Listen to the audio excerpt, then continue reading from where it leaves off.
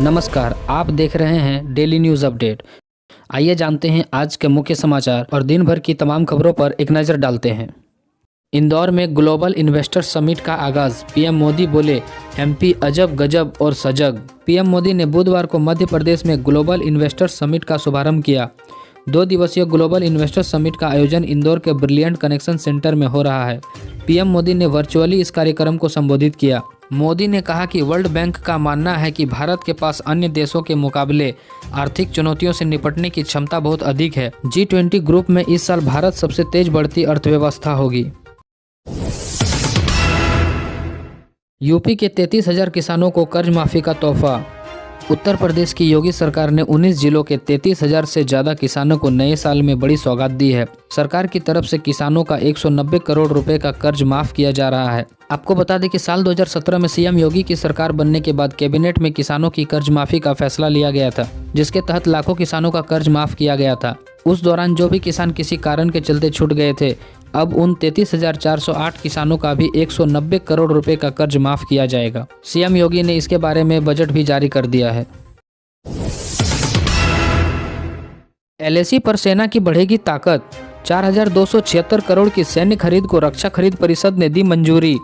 चीन की चुनौतियों का मजबूती से सामना करने और रक्षा क्षेत्र में आत्मनिर्भरता के और करीब पहुंचने की दिशा में तेजी से आगे बढ़ते हुए रक्षा खरीद परिषद ने मंगलवार को 4,276 करोड़ रुपए के 3 अहम खरीद सौदों को मंजूरी प्रदान कर दी है। इन सौदों में एंटी टैंक मिसाइल और दुश्मन देश के लड़ाकू विमान को धराशायी कर देने वाले एयर डिफेंस सिस्टम के साथ ही युद्धपोतों के लिए ब्रह्मोस लॉन्चर की खरीद भी शामिल है।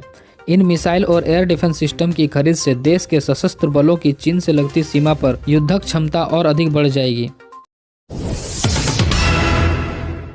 राहुल गांधी को मिला पूर्व आर्मी चीफ दीपक कपूर का साथ। राहुल गांधी की भारत जोड़ो यात्रा में रविवार को पूर्व army chief general Deepak Kapoor शामिल हुए। इस यात्रा में रविवार को जनरल दीपक कपूर के अलावा सेना के कई पूर्व अफसर भी राहुल के साथ कदम से कदम मिलाते नजर आए। भारत जोड़ो यात्रा में जनरल कपूर के शामिल होने पर बीजेपी ने आपत्ति जताई।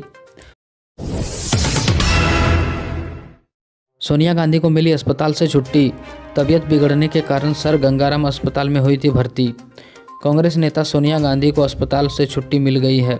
सोनिया गांधी को बीते बुधवार को तबीयत खराब होने के चलते दिल्ली के सर गंगाराम अस्पताल में भर्ती कराया गया था। उन्हें सांसों से जुड़ी समस्याएं थी।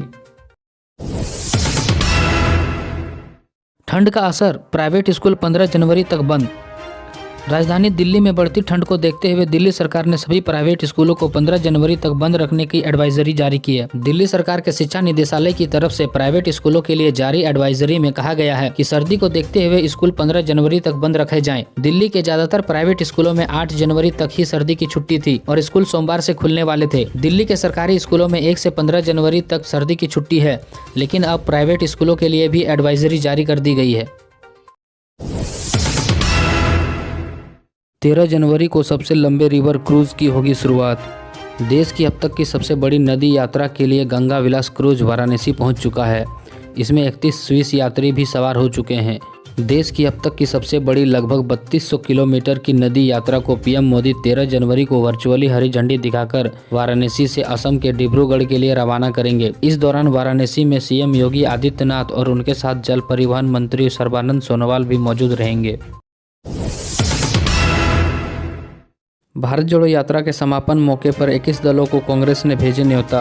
राहुल गांधी की बहुचर्चित कन्याकुमारी से कश्मीर तक की भारत जोड़ो यात्रा के 30 जनवरी को श्रीनगर में समापन में शामिल होने के लिए कांग्रेस अध्यक्ष मल्लिकार्जुन खड़गे ने समान विचारधारा वाले 21 दलों के नेताओं को आमंत्रित किया। इसी तरह के खबरों से अपडेट रहने के लिए हमारे चैनल को सब्सक्राइब करना ना भूलें।